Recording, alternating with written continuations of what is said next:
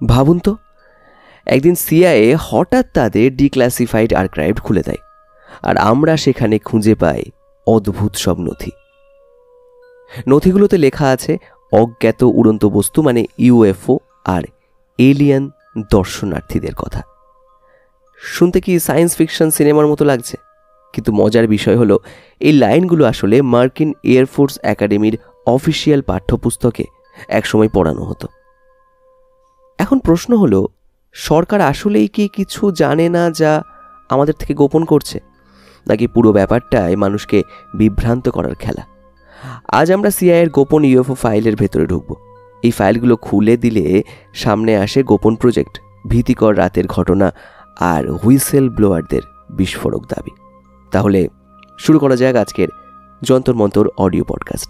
আপনারা শুনছেন Jantar Mantar audio podcast. আমি পৃথ্বীশ আপনাদের শোনাবো শুধুমাত্র কানে হেডফোন দিয়ে থাকলেই হবে এবং মনে মনে ভাবনা থাক আজকের এপিসোডে সিআইএর গোপন কিছু ফাইল এবং তার কথা। 50,000 সাক্ষীর দাবি। একটা সময় মার্কিন এয়ারফোর্স রিপোর্ট করেছিল যে প্রায় 50,000 মানুষ ইউএফও দেখার দাবি করেছে। শুধু সাধারণ মানুষ নয়, পাইলট, সামরিক অফিসার, পুলিশ সবাই এর মধ্যে ছিল। কিন্তু কেন এই সংখ্যাটা এত গুরুত্বপূর্ণ? কারণ এয়ারফোর্স নথিতেই লিখেছে তাদের কাছে এগুলো বিশ্বাসযোগ্য মনে হয়েছে। তাহলে প্রশ্ন হলো, যদি এটা কেবল চিন্তার পরীক্ষা হয়, তাহলে এতগুলো বিশ্বাসযোগ্য সাক্ষীর নাম কেন উল্লেখ করা হলো? এখানেই রহস্যটা ঘনীভূত। দ্বিতীয়ত, কেন্টাকির আতঙ্কের রাত। 1955 সালের অগস্ট, স্থান কেন্টাকির কেলি শহর। সাটন নামের এক পরিবার সন্ধ্যার আকাশে দেখতে পায় এক অদ্ভুত আলোর গোলা। তারা ভাবে হয়তো উল্কা, কিন্তু কিছুক্ষণের মধ্যে ফার্ম হাউসের কুকুরগুলো অস্বাভাবিকভাবে ঘেউ ঘেউ করতে শুরু করে। দরজা খুলতেই দুজন পুরুষ দেখে মাত্র 2 ফুট দূরে দাঁড়িয়ে আছে এক অদ্ভুত প্রাণী। উচ্চতা 3 ফুটের বেশি, রূপালী পোশাক, বড় গোলাকার মাথা আর অস্বাভাবিক লম্বা হাত, যা প্রায় মাটিতে ছুঁই ছুঁই। তাদের হাতে নখের মতো আঙুল, জালের মতো ঝালর। ভয়ে সেই দুজন পুরুষ শর্ট গান আর পিস্তল দিয়ে গুলি চালায়। কিন্তু আশ্চর্য, গুলি প্রাণীর গায়ে লেগে ফিরে আসে, যেন ধাতব কিছুর সাথে ধাক্কা লেগেছে।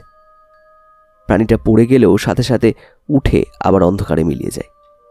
কিছুক্ষণ পর জানলা দিয়ে আরেকটা প্রাণী উঁকি দেয়। মহিলাটা চিৎকার করে ওঠে, আবার গুলি, আবার অদৃশ্য হয়ে যাওয়া। এইভাবে প্রায় 50 বার গুলি চালালো, তবুও প্রাণীগুলো পুরোপুরি পিছু হটেনি। শেষমেশ ভয়ে পরিবারটি থানায় গিয়ে আশ্রয় নেয়। পুলিশ আসে, তদন্ত করে, গুলির দাগ, জানলার ভাঙা কাঁচ সবই মেলে, কিন্তু প্রাণীর কোনো প্রমাণ পাওয়া যায় না। সমালোচকরা বলেছিল ওরা হয়তো মাতাল ছিল বা পেঁচাকে ভুলভাবে দেখেছিল। কিন্তু প্রশ্ন হলো, কেবল একটা ভুল দেখে কি কেউ ঘরবাড়ি বিক্রি করে পালায়? 3 নম্বর, সিআইএর ভয়। 1947 সালে কেনেথ আর্নল্ড প্রথম ইউএফও দেখার রিপোর্ট দেন। তারপর থেকেই মার্কিন সরকার রিপোর্টে ভেসে যাচ্ছিল। প্রতিদিন এত ইউএফও রিপোর্ট আসছিল যে এয়ারফোর্স, সিআইএ কেউই সামলাতে পারছিল না। কিন্তু কেন সিআইএ আতঙ্কিত হয়েছিল? 2টি বড় কারণ।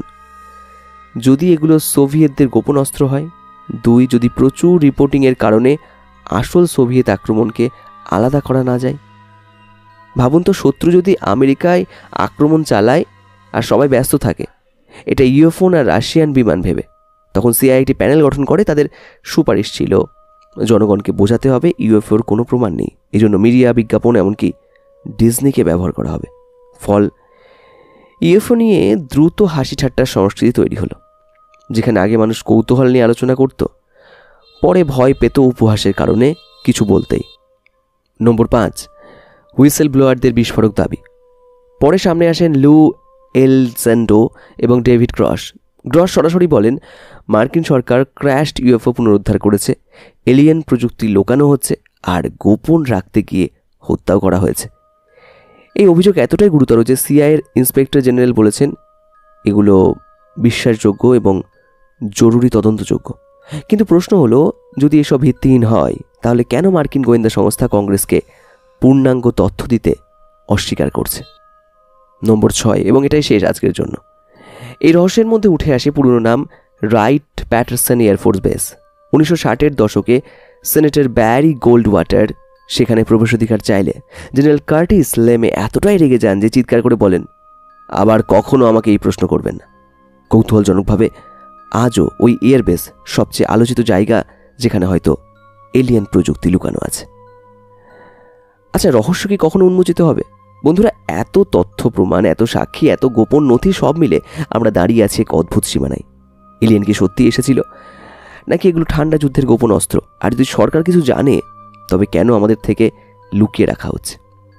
সিআইএ ডিক্লাসিফাইড ফাইল একটাই জিনিস প্রমাণ করে, এই রহস্য এতটাই গভীর যে সহজে মরে না।